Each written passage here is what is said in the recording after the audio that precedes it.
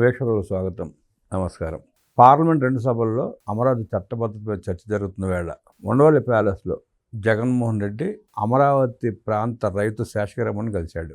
ప్రజలంతా ఆసక్తిగా పార్లమెంట్ వైపు చూస్తూ ఉంటే, దేశం అంతా అమరావతి వైపు చూస్తూ ఉంటే, జగన్మోహన్ రెడ్డి శేషగిరమ్మను కలిసి చేసే కుట్ర ఏంటి? శేషగిరమ్మ తన మనవరాలు, అవిటి మనవరాలు, ఆమెను తీసుకుని వెళ్ళి జగన్మోహన్ రెడ్డిని కలవడానికి గల కారణాలేంటి, వాస్తవ పరిస్థితి ఏంటి తెలుసుకునే ప్రయత్నం చేద్దాం. స్టేషన్ మనతో పాటు ఉన్నారు సీనియర్ జర్నలిస్ట్ డివి శ్రీనివాస్ గారు. వారి నుండి మరిన్ని విశేషాలు తెలుసుకుందాం. నమస్తే సార్. నమస్తే.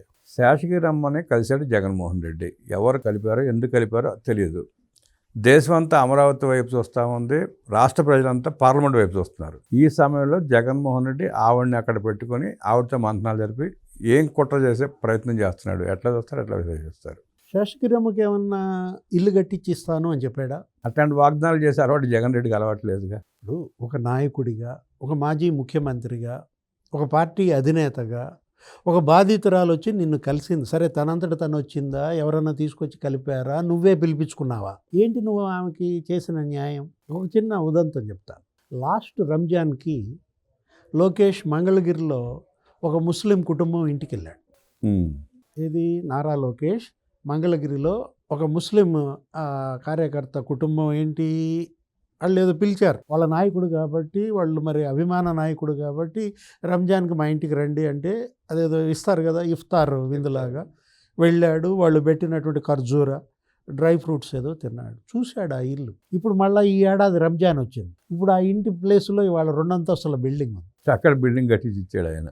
అంటే ఇప్పుడు నాయకుడు, నువ్వు ఉన్నావు జగన్మోహన్ రెడ్డి, నీ సంపద ఎంత? లక్షల కోట్లు. ఇప్పుడు ఒక బాధితురాలు 90 ఏళ్ల వృద్ధురాలు ఇవాళ వస్తే ప్రభుత్వం ఇచ్చేది వదిలేసేయమ్మా, నేను నీకు అండగా ఉంటా, నేనే నీకు స్థలం కొనిస్తా, నేనే నీకు ఇల్లు కట్టిస్తా అనే మాట నువ్వు అనలేకపోయావంటే మరీ గమ్మత్తుగా ఆ మధ్య ఎవరు బాధితురాలు ఆరోగ్యం బాగాలేదు, ప్రాణం మీదకి వచ్చిందన్న సహాయం చేయమంటే ఆగమ్మా నా ప్రభుత్వం వచ్చినాక చేస్తా అన్నాడు. ఈ మధ్యనే అలాంటి వ్యక్తి ఇల్లు ఎట్ట కట్టిస్తాడు సార్? ఒకటి, ఈ ఘటనని మనం 2 కోణాల్లో చూడాలి. మీరే చెప్పారు, అసలు రాజ్యసభలో ఏంటి ఆమోదం, దేశం మొత్తం అటు చూస్తోంది. అమరావతి చట్టబద్ధత అసలు జరుగుద్దా లేదా, అక్కడ వాళ్ళందరూ కొంతమంది మహిళా రిజర్వేషన్ అంటున్నారు. మల్లికార్జున ఖర్గే కూడా మళ్ళీ అసలు రేపొద్దున వాయిదా ఉందా లేదా, సైనడైజ్ చేస్తావా అనేది అడుగుతున్నాడు. ఇంకా పెట్టలేదు అని ఎదురు చూస్తుంటే తెలుగు వాళ్ళంతా రాజ్యసభలో ఆ చట్టబద్ధత బిల్లు, ఆ సవరణ ఆమోదం పొందుద్దా అని ఆసక్తిగా ఉంటే నువ్వు ఇక్కడ డైవర్షన్. ఇప్పుడు ఇక్కడ మనం తీసుకుంటే 2 కోణాలు అన్నాను. ఒకటి మానవీయ కోణం, శేషగిరమ్మకి న్యాయం చేయాలి, అది ప్రభుత్వ బాధ్యత. ఎందుకంటే అది మామూలుగా ట్రాజడీ, హృదయం కదిలించి వేసే ఘటన. ఏది, వాళ్ళు కూడా ల్యాండ్ పూలింగ్లో ఇచ్చారు, ఎకరన్నర ఎంతో ఇచ్చినట్టున్నారు, ఎకరం 45 సెంటు తీసుకున్నట్టుంది, ఇంకొక 5 సెంటు ఉంది, అదే అందులో ఇల్లు ఉంటుంది. ఇప్పుడు ల్యాండ్ టు ల్యాండ్ సిఆర్డిఏ ఏదో ఇస్తానందని, లేకపోతే ఈ ఇంటి కింద ఏదో పరిహారం, ఇప్పుడు అదేది రోడ్డు కింద పోతుంది ఆ ఇల్లు కూడా. దానిపైన ఆమె గతంలో ఏంటంటే, ఇంకో కొత్త విషయం మీకు చెప్తాను, నాకు గుర్తున్నంత వరకు కారుణ్య మరణానికి కూడా అనుమతి అడిగింది శేషగిరమ్మ. అదే మతి స్థిమితం లేని మనవరాలు, భర్త చనిపోయాడు, శేషగిరమ్మ భర్త క్యాన్సర్తో చనిపోయాడు, 90 ఏళ్ళు. ఈ మతి స్థిమితం లేని మనవరాలతో నేను ఎలా బతకాలో తెలియక ఏంటి, అప్పుడు అసలు హైకోర్టు జస్టిస్ ఆయన చెల్లించిపోయారు. ఆయన ఎవరు, రామకృష్ణ ప్రసాద్ జన్మ నేను అనుకుంటాను జస్టిస్. ఎంత కదిలిపోయాడంటే ఆయనే ఒక అడ్వకేట్ని వాళ్ళ ఇంటికి పంపించాడు. అతని పేరు ఏదో ఉంది, రూపేష్ కుమార్.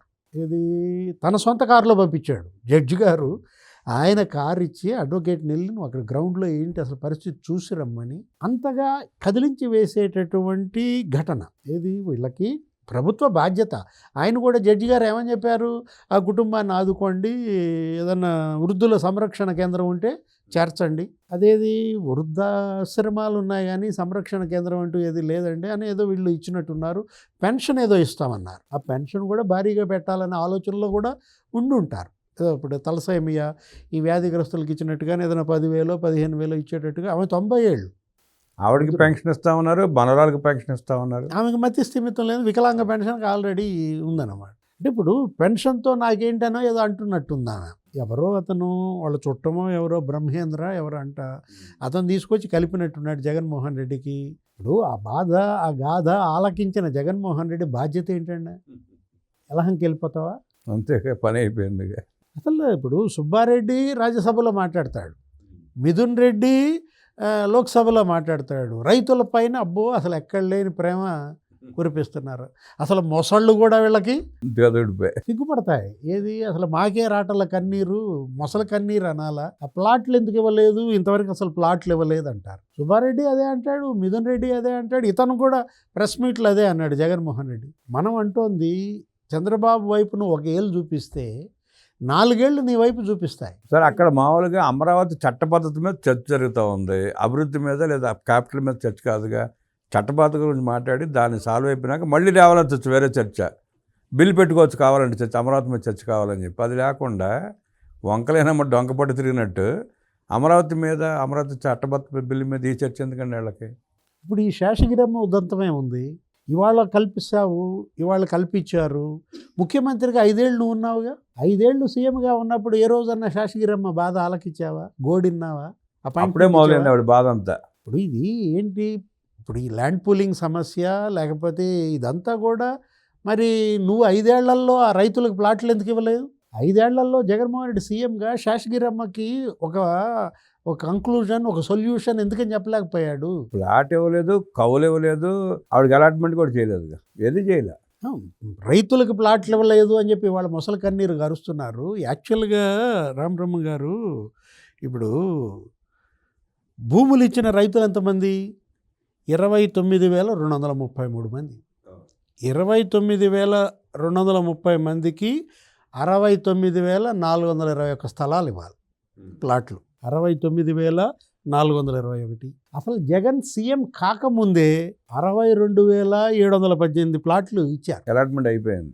జగన్ సీఎం కాకముందే 27,323 మందికి. అంటే ఇంకా ఇవ్వని వాళ్ళు ఎంతమంది? ఒక 2,000 మంది ఉంటారు. అంటే ఇంకా ఇవ్వని ప్లాట్లు ఎన్ని ఉంటాయి? ఒక 7,000 ఉంటాయి. ఇప్పుడు ఈ 22 నెలల్లో ఈ కూటమి ప్రభుత్వం వచ్చిన తర్వాత ఇప్పటికీ దగ్గర ఆ 2,000 మందిలో 1,750 మందికి ఆ 7,000 ప్లాట్లలో 6,800 ప్లాట్లు ఇచ్చేశారు.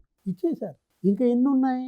100, 200 చిల్లర ప్లాట్లు 200 మందికి ఇవ్వాలండి. అవి కోర్టు కేసులు, లిటిగేషన్లు, తలకనొప్పులు ఏమున్నాయి, వాస్తు మార్చమని, మార్పులు చేర్పులు ఎట్టండి.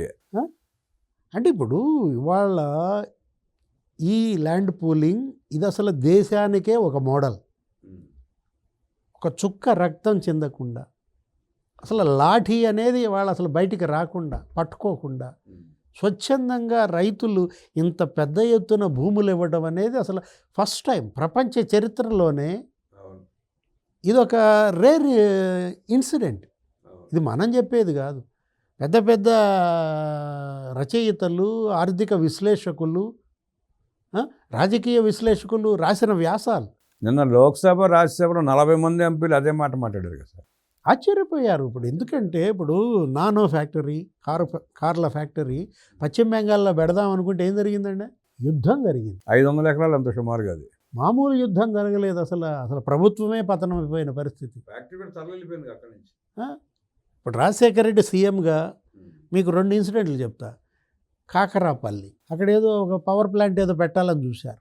కేవీపీ రామచంద్రరావు ఈ బ్యాచ్ అంతా వాళ్ళు భూములు ఇవ్వమని రైతులు అసలు పెద్ద ఉద్యమం, లాఠీలు పగిలాయి, ఇరిగాయి, తలలు పగిలాయి, పోలీస్ కాల్పులండి, 8 మంది చనిపోయారు. అక్కడ పక్కనే మళ్ళీ సోంపేట, అక్కడ ఇదే ఇన్సిడెంట్. రాజశేఖర రెడ్డి ముఖ్యమంత్రి, కాల్పుల్లో 4 చనిపోయారు. కాకరాపల్లిలో కానీ సోంపేటలో కానీ 12 మంది చనిపోయారండి పోలీస్ కాల్పుల్లో. ఖమ్మం జిల్లా ముదిగొండ ఇళ్ల పట్టాలకు కూడా ఇట్లాగే భూసేకరణ చేస్తే ఆ భూములు ఇవ్వమని వాళ్ళు మొండికేస్తే రాజశేఖర రెడ్డి సీఎంగా పోలీస్ కాల్పులు 8 మంది చనిపోయారు. అక్కడ మీరు ముదిగొండ దగ్గర అక్కడ పెద్ద స్తూపం కూడా కట్టారు. అవును. అట్లాంటిది అసలు 34,000 ఎకరాలు, 29,000 మంది రైతులు స్వచ్ఛందంగా మీరు ఇస్తే, ఆయన ఎవరో ఒక ఆయన రాశారు ఒక ఆర్టికల్ ఏంటంటే, స్వామి అంకలేశ్వర్ అయ్యర్ అని ఒక ఎకానమిస్టు, అసలు politicians ethics, rare development, rapid development rarely happen అన్నాడు. రాజకీయము, నైతిక విలువలు, శీఘ్ర అభివృద్ధి, ఈ 3 అసలు కోయిన్సైడ్ కావు. దీన్ని సాధ్యం చేసింది చంద్రబాబు అంటూ Andhra Pradesh Amaravati land pooling scheme అసలు ప్రపంచానికే ఒక నమూనా అన్నారు. మీరే చెప్పారు కదా, 40 పార్టీలకు చెందినటువంటి ఎంపీలు అటు లోక్సభలో ఇటు రాజ్యసభలో అసలు ఈ రైతులకు, ఈ మహిళలకు, ఈ 1631 రోజుల పోరాటానికి అసలు మామూలుగా వాళ్ళు అసలు చంద్రబాబుని ఏ విధంగా పొగిడారు, రైతుల్ని ఎలా ప్రశంసించారు, ఒక్క పార్టీ తప్ప. వైఎస్ఆర్ కాంగ్రెస్ పార్టీ. ఇప్పుడు మొత్తం 35 మంది మాట్లాడారంట ఎంపీలు, 33 మంది సపోర్ట్ చేశారు, ఇద్దరు తప్ప. లోక్సభలో మిథున్ రెడ్డి, రాజ్యసభలో సుబ్బారెడ్డి. అంటే జగన్మోహన్ రెడ్డి వాళ్ళు ఏంటంటే అతనికి ఐడెంటిటీ క్రైసిస్. ఇవాళ ఏంటంటే ఆయన ఉనికి ప్రమాదంలో పడి, రాజకీయ ఉనికి ఇవాళ ఆ పార్టీ పొలిటికల్ ఎగ్జిస్టెన్స్ కోల్పోయే పరిస్థితుల్లో కోల్పోయాడు సార్, కోల్పోయాడు. ఏం చేయాలా అసలు అనే దీంట్లో ఇప్పుడు ఈ చీప్ జిమ్మిక్స్ ఇన్నేమనాలా. ఇప్పుడు ఇవాళ ప్రభుత్వ పరంగా, సిఆర్డిఏ పరంగా శాసగిరమ్మ కుటుంబాన్ని ప్రభుత్వం ఆదుకుంటుంది. నువ్వు నీ పరంగా నువ్వేదన్నా ₹1 విరాళం ఇస్తే నువ్వు ఏదైనా నీకు కొద్దిగా దాని మీద ఏదైనా మైలేజ్ వస్తుంది. మైలేజ్ నీకు ఎలా వస్తుంది, నువ్వెలా తెచ్చుకుంటావు? సరే, ఇంటి ముందు గట్టి మీద అడ్డంగా ఉంటున్నారు, వాళ్ళ వల్ల మనకి ఇబ్బంది అవుతుందని చెప్పి 50 కుటుంబాలు నిర్దాక్షిణ్యం ఖాళీ చేపించి గట్టంతా ఆక్రమించుకున్నాడు. అలాంటి జగన్మోహన్ రెడ్డి శాసగిరమ్మకి ఇంటి స్థలము, ఇల్లు, లేకపోతే 10,000 ఆర్థిక సాయం ఇస్తాడనుకోవడం భ్రమే. ఆ భ్రమతోనే పాపం వెళ్ళింది. అది తీసుకెళ్ళినాడు అనాలి. ఏది ఇప్పుడు కరకట్ట మీరు చెప్పింది ఇన్సిడెంట్, మొత్తం గుడిసెలన్నీ అక్కడ బిల్డింగ్లన్నీ పడగొట్టేసేసి నిర్దాక్షిణ్యంగా తీసాడు. జగన్మోహన్ రెడ్డి అనేటటువంటి నాయకుడు కానీ, ఇవాళ వైఎస్ఆర్ కాంగ్రెస్ పార్టీ అనేటువంటి పార్టీ కానీ ఏ విధంగా ఇవాళ అదొక అధ్యాయం, ముగిసిన అధ్యాయం అనుకోండి, క్లోజ్డ్ చాప్టర్. అమరావతి చట్టబద్ధత చూసి మతి భ్రమించిన జగన్మోహన్ రెడ్డి శాసగిరమ్మను అడ్డం పెట్టుకుని రాజకీయ కుట్ర చేసే ప్రయత్నం చేస్తున్నాడని భంగపడటం తప్పదు ఖాయం అంటూ విశ్లేషించిన డి శ్రీనివాస్ గారికి ధన్యవాదాలు తెలియజేస్తూ నమస్కారం.